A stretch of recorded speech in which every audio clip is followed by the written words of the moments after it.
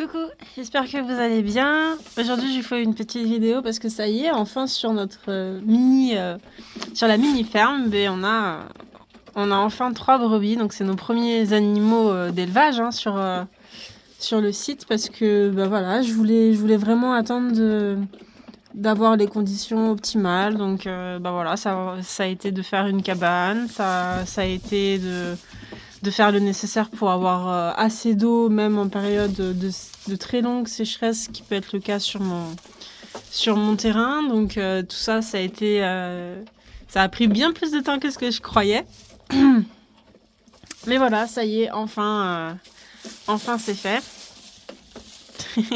Bon, alors là, je viens d'ouvrir et donc c'est le petit-déj. Hein.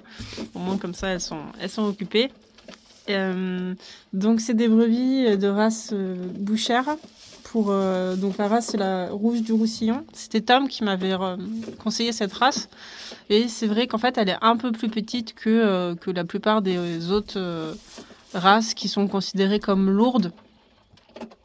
Et en plus, elle est très bien adaptée à mon climat. Et elle valorise vraiment très très bien la parcelle que j'ai, hein, parce que moi je vois qu'elle adore la bruyère, mais alors vraiment vraiment, et moi j'en ai vraiment beaucoup. La bruyère a même tendance à prendre, à dominer, même au niveau de la prairie. En fait, elle gagne un peu la prairie par rapport à l'herbe au fil des années, donc c'est très très bien. Elle mange aussi énormément les ronces, le lierre. Les genêts que j'ai pas, la zone que j'ai pas déblayée, elle s'attaque aux genêts. En fait, elles font 1 heure dans la prairie, un peu d'herbe, et après 1 heure dans la forêt, et elles font ça toute la journée. et, euh, et voilà, donc les choses que j'ai dû faire, j'ai dû modifier. En fait, là, ça, je l'avais mis sur la planche un peu plus basse, et j'ai dû la rehausser parce que sinon, elles arrivaient à faire popo dedans. J'avais pas fait à la base de petits portillons, donc là on voit pas parce qu'il est sur le côté, mais j'ai fait un portillon et je les enferme le soir. Pour l'instant on fait ça comme ça, puis ça leur donne l'habitude, voilà, le soir quand j'appelle, elles viennent. Et le matin elles ont l'habitude d'avoir ça y est, t'as fini ton petit déj? Yep.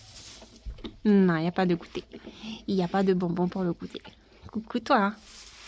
Et on est très très surpris parce que elles sont super câline. Bon, après, ça reste des brebis, donc s'il y a un truc un peu bizarre, il y a un bruit, elles se prennent les pieds dans quelque chose, elles paniquent, et c'est la panique pour tout le monde. Mais vraiment, elles sont très, très attachantes, j'allais dire. Ça, c'est moi, ça. Elles sont très attachantes, et puis surtout, elles ont pas peur, quoi. Même là, des passants, elles ont pas peur. Il y a des voitures qui passent, des chiens et tout ça, elles ont pas peur. Donc, je les ai pris dans un élevage. Donc, je pense que ça a aidé aussi. Un élevage. Ah, tu mets dessus. Un élevage de conservation de la race qui est à peine 30 minutes de chez moi. Et donc, il y avait des chiens, il y avait plein de patous, de chiens, de bergers. Je crois qu'ils avaient 2000 têtes, un truc comme ça. Hein.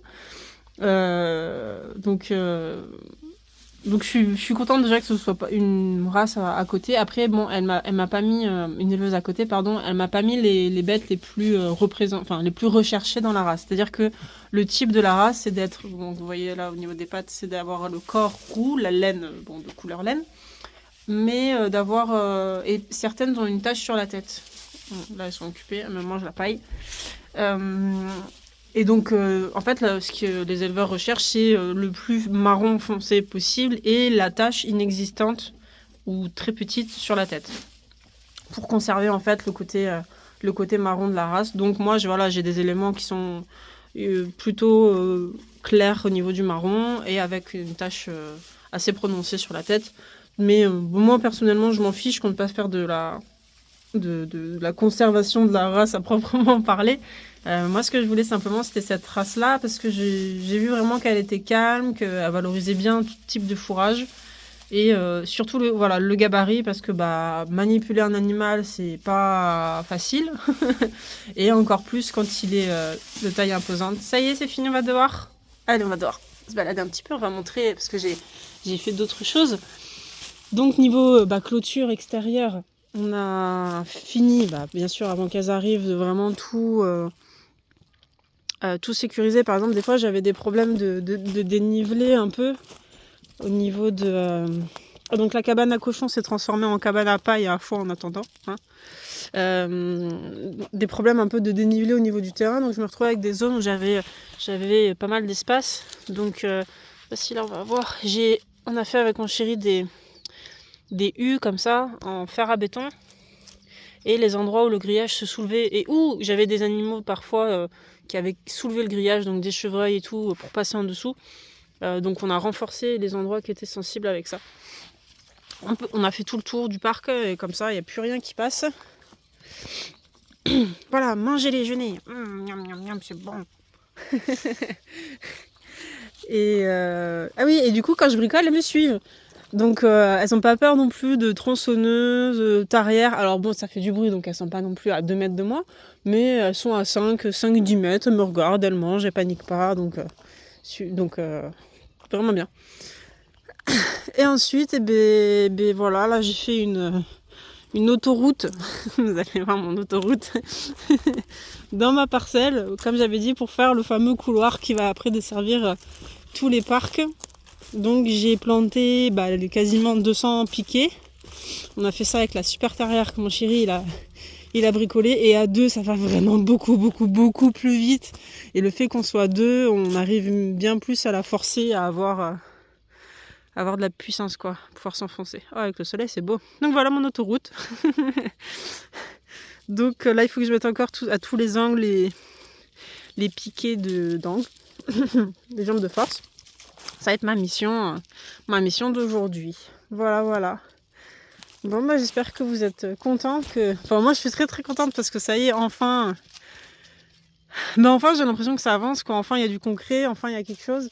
Alors, même si c'est sûr, elles pourront pas aller à la reproduction avant l'hiver prochain, parce qu'elles ont 4 mois. Mais, comment t'as relevé ça, toi? Voilà, ça... Voilà, j'ai un arbre qui est tout nu. Bref. Vraiment le fait d'enfin avoir quelque chose de concret, ça me remonte un peu le moral, parce que c'est vrai que